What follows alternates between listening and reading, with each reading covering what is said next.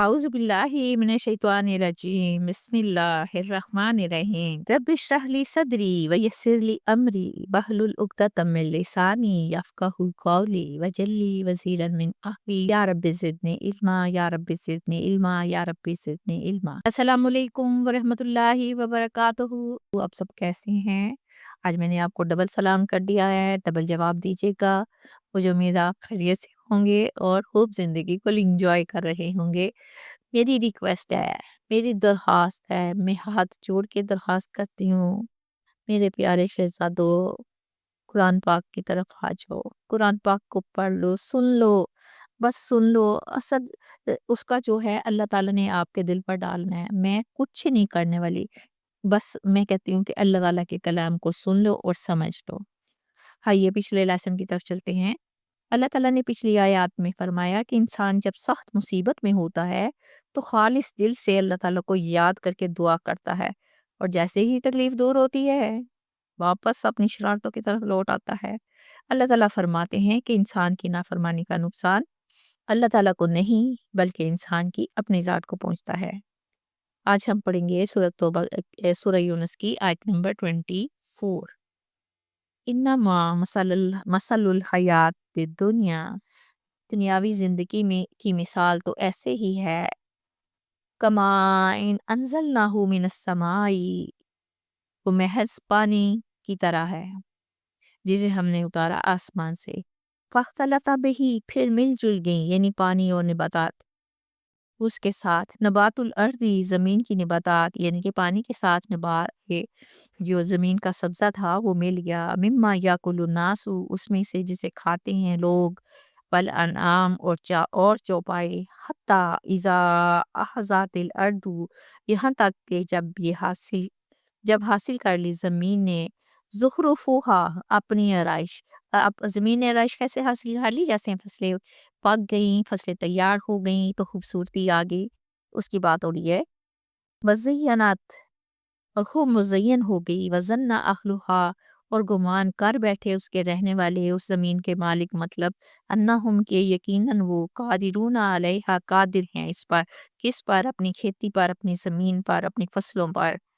تو اچانک آتاہا امرنا، آ گیا اس پر ہمارا حکم، یعنی کہ عذاب کا حکم آ گیا، لیلن، رات کو، اور نہارن، یا دن کے وقت میں، فجعلناہا، تو ہم نے کاٹ دیا اس کھیتی کو، حسیدن، ایسے جیسے جڑ سے کاٹ دی گئی ہو، کألم تغنا بالامسی، گویا کہ نہیں تھی موجود کل، کذالک، اسی طرح، نفصل الآیات، ہم کھول کر بیان کرتے ہیں اپنی آیات کو، لقوم یتفکرون، ان لوگوں کے لیے جو غور و تدبر کرتے ہیں، سوچتے ہیں، سمجھتے ہیں۔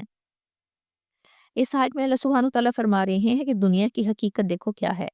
اس کے لیے اللہ تعالیٰ ایک مثال پیش کر رہے ہیں کہ اللہ تعالیٰ نے آسمان سے پانی نازل کیا جس سے پیداوار کثرت سے ہو گئی، کیونکہ جب زمین کی پیداوار زیادہ قوی ہوتی ہے تو گنجان ہو کر ایک جز دوسرے سے لپٹ جاتا ہے، یعنی کہ گھنی فصل ہو جاتی ہے، یعنی زمین پر پانی سے سبزہ مل گیا، یہ جو بھی وہاں اگایا گیا تھا وہ مل گیا، کیونکہ نباتات کے اجزاء پانی کو اپنے اندر جذب کر لیتے ہیں، چاہے گندم ہے، چاہے چاول ہے، چاہے سبزی ہے، چاہے پھل ہیں۔ دیکھیں جس طرح ہم غذا کھاتے ہیں تو وہ ہمارے بدن کا حصہ بن جاتی ہے نا، اور توانائی سے ہم دنیا بھر کے کام کرتے ہیں، اسی طرح پانی نباتات کا حصہ بن جاتا ہے، اور اس میں انسان اور جانوروں دونوں کی خوراک ہوتی ہے۔ مثلاً گیہوں میں دانے ہوتے ہیں جو انسان کی خوراک بنتے ہیں، اور بھوسا باقی رہ جاتا ہے، وہ کس کام آتا ہے؟ جانوروں کی خوراک بنتا ہے۔ اسی طرح درختوں میں پھل اور پتے لگتے ہیں جس سے میں ہر ایک کے کھانے والے علیحدہ علیحدہ ہیں۔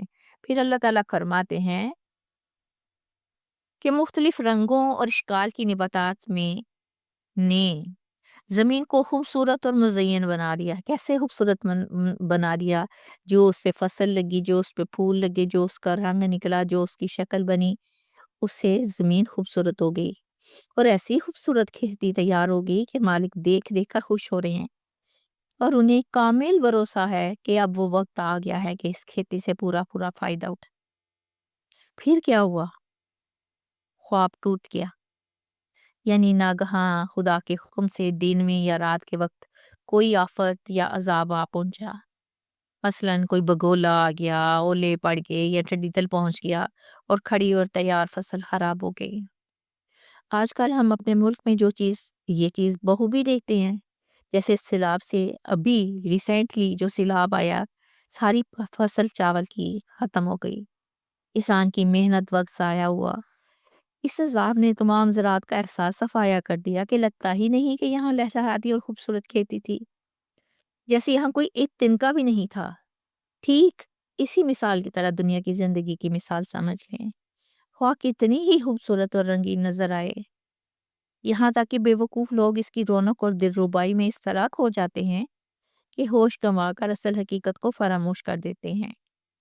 لیکن اس دنیا کی شادابی اور زینت محض چند روزہ ہے، جو کیا ہوگا بہت جلد زوال کے ہاتھوں نیست و نابود ہو جائے گی، سب کچھ ختم ہو جائے گا۔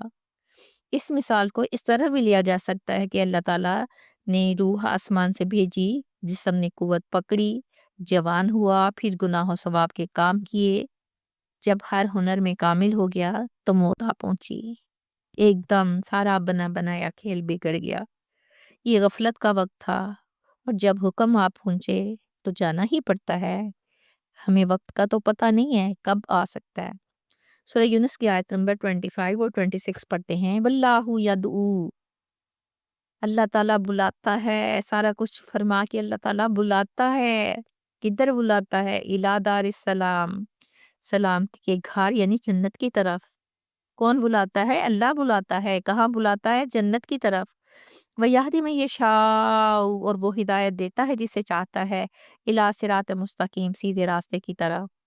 اگلی آیت ہے للذین، اور ان لوگوں کے لیے احسن الحسنی، جنہوں نے نیکیاں کی، کیا ہے؟ نیک بدلہ ہے، بس زیادہ تو اور کچھ اور بھی زیادہ ہے، بلا یرحق، اور نہیں چھائے گی، وجوہہم قطر، ان کے چہروں پر سیاہی، کن لوگوں کی؟ جنت کے لوگوں پہ، ولا ذلت، اور نہ کوئی ذلت، اولئک، یہی لوگ ہیں اصحاب الجنہ، جنت والے، ہم فیہا خالدون، اور اس میں وہ ہمیشہ ہمیشہ کے لیے رہنے والے ہیں۔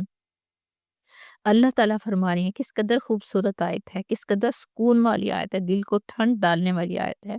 ہم کہاں کھوئے جا رہے ہیں، یقین جانے بعض اوقات تو عجیب سی کیفیت ہوتی ہے۔ اللہ تعالیٰ فرما رہے ہیں کہ دنیا کی خوبصورتی اور اس کی رعنائیوں کی طرف مت جاؤ، یہ ہمیشہ نہیں رہیں گی، بار بار بتایا جا رہا ہے یہ ہمیشہ نہیں رہیں گی، مت جاؤ مت جاؤ۔ اللہ تعالیٰ فرماتے ہیں کہ دارالسلام یعنی جنتوں کی طرف آؤ۔ اللہ تعالیٰ تو تمہیں سلامتی کے گھر کی طرف بلا رہے ہیں، اور وہاں تک پہنچنے کا راستہ بھی بتا رہے ہیں۔ ہمیں اور کیا چاہیے؟ کون سا گائیڈ کرنا والا چاہیے؟ کون سی گائیڈنس چاہیے؟ تو پھر تم لوگ کہاں بہ کے چلے جا رہے ہو؟